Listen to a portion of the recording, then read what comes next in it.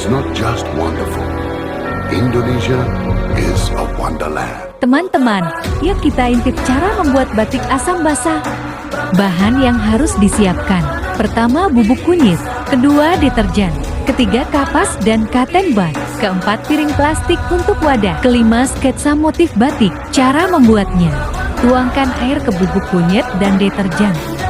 Kemudian, oleskan air kunyit ke sketsa batik dengan menggunakan kapas.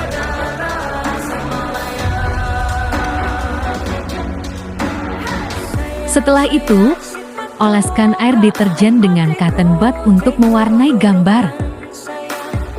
Oleskan sesuai pola dan semenarik mungkin.